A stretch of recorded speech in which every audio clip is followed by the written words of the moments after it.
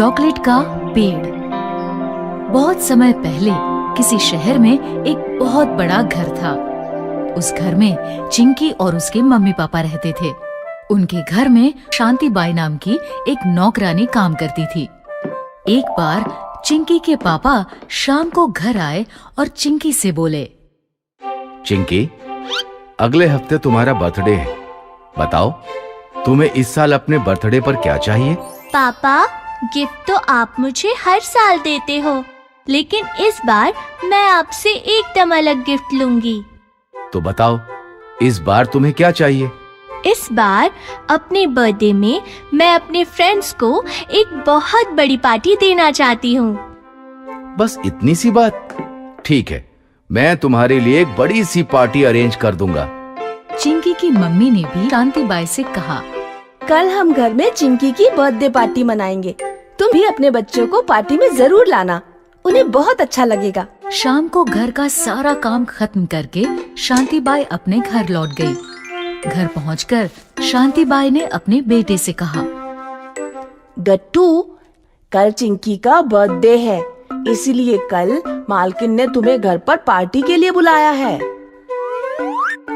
अगले दिन शाम होते ही गट्टू शांति बाई के साथ चिंकी की बर्थडे पार्टी में आ गया। इतनी बड़ी पार्टी देखकर गट्टू बहुत खुश हुआ। इतनी बड़ी पार्टी तो मैंने आज तक नहीं देखी। इसके बाद चिंकी ने केक काटा और सभी ने जमकर केक खाया।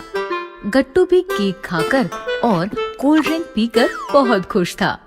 फिर जब पार्टी खत्म हुई तो चिंकी ने रिटर्न गिफ्ट में सभी को एक एक चॉकलेट दी। गट्टू, मेरी पार्टी में आने के लिए बहुत बहुत thank you. Thank you Chinki, तुम्हारी पार्टी बहुत अच्छी थी और केक और कोल्ड ड्रिंक भी बहुत स्वादिष्ट थे। फिर गट्टू चॉकलेट को देखकर सोचने लगा, आज तो मैंने बहुत कुछ खा लिया है, इस चॉकलेट को मैं कल खाऊंगा। और गट्टू शांति बाई के साथ अपने घर आ गया। अगली सुबह स्कूल से आने के बाद उसे चॉकलेट की याद आई। चलो अब चॉकलेट खाते हैं। लेकिन गट्टू ने जैसे ही चॉकलेट की एक बाइट ली, उसे वो चॉकलेट बहुत ज्यादा स्वादिष्ट लगी। ये चॉकलेट तो कल रात वाले केक से भी ज्यादा स्वादिष्ट है। लेकिन अगर मैं इसे सारी आज ही खा लूंगा तो मैं कल क्या खाऊंगा? नहीं नहीं, मैं इसे एक साथ नहीं खाऊंगा, बल्कि मैं इसे रोज थोड़ी थोड़ी करके खाऊंगा। और फिर उसने बाकी चॉकलेट को संभाल कर रख दिया। अब वो रोज उसमें से थोड़ी थोड़ी चॉकलेट खाने लगा। काश ये चॉकलेट कभी खत्म ना हो। ऐसे ही कुछ दिन बीत गए। अब गट्टू के पास थोड़ी सी ही चॉकलेट रह गई। ये सोचकर गट्टू बहुत उदास हो गया। ऐसे ही उदास मन से अगले दिन वो स्कूल से लौट रहा था। तभी उसे सड़क के किनारे एक जामुन का पेड़ दिखा।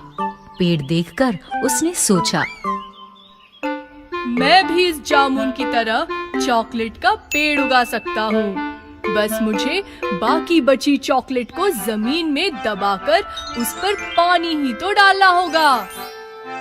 ये सोचकर वो जल्दी से अपने घर गया और बाकी बची चॉकलेट और एक बोतल पानी लेकर उस जामुन के पेड़ के पास आ गया। वहाँ उसने एक छोटा सा गड्ढा खोदा और चॉकलेट को उसमें रखकर उस पर पानी डाल दिया। वाह, अब जल्द ही मेरा भी चॉकलेट का पेड़ होगा और मैं रोज पेट भरकर चॉकलेट खाऊंगा।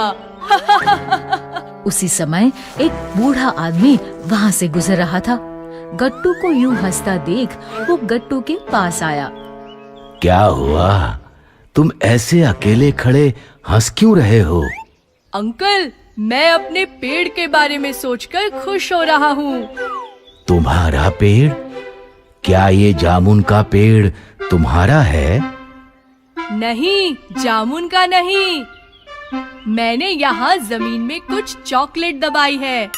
अब यहाँ मेरा चॉकलेट का पेड़ उगेगा। क्या? हाँ अंकल।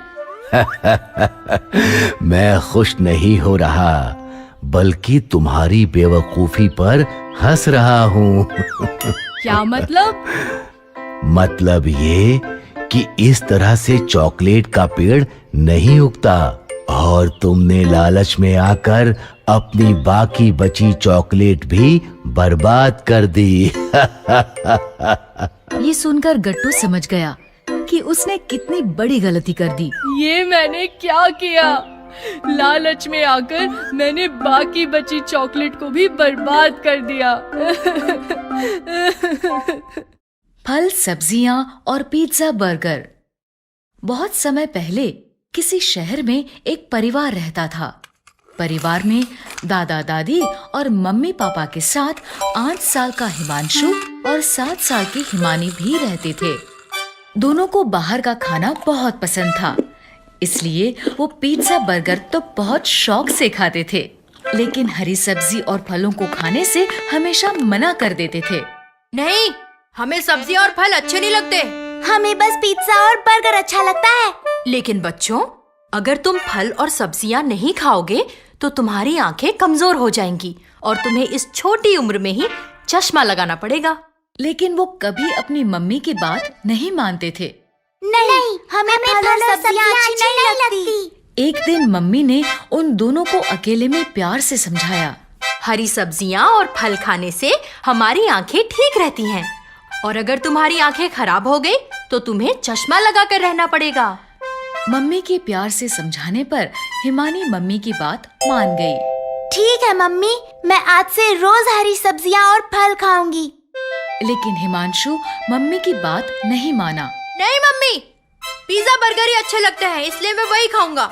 अब मम्मी ने हिमांशु को समझाना बंद कर दिया। ऐसे ही बहुत दिन बीत गए।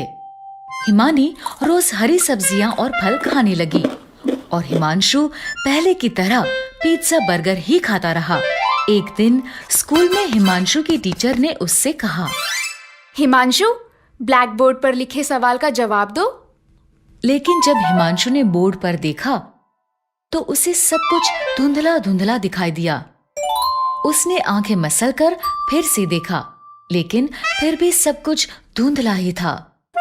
हिमांशु के जवाब ना देने पर टीचर ने उससे गुस्से से कहा, हिमांशु, क्या तुम्हें इतने आसान से सवाल का जवाब भी नहीं पता? रुको, मैं अभी तुम्हारे मम्मी पापा को स्कूल बुलाती हूँ।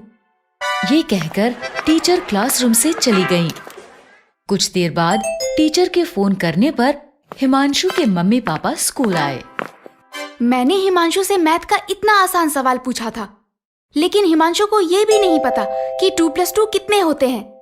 क्या हिमांशु, तुम्हें इतने आसान सवाल का जवाब भी नहीं पता? लगता है तुम आजकल ठीक से पढ़ाई नहीं कर रहे हो। नहीं मम्मी, मुझे पता है 2+2 4 होते हैं। तो तुमने टीचर को आंसर क्यों नहीं बताया? वो इसलिए कि मुझे बोर्ड पर लिखा सवाल दिखाई नहीं दिया। मैंने तुम्हें कहा था ना, हरी सब्जियां और फल खाया करो। देखो अब तुम्हारी आंखें खराब हो गई। अगर हिमानी की तरह तुम भी मेरी बात मानते तो तुम्हारी आंखें भी ठीक रहती। सॉरी मम्मी, आज से मैं रोज हरी सब्जियां और फल खाऊंगा। हिमांशु को ऐसे रोता देख मम्मी समझ गई कि हिमांशु को अपनी गलती का एहसास हो गया है। उसने हिमांशु को चुप कराते हुए कहा, ठीक है हिमांशु, जो हो गया वो हो गया।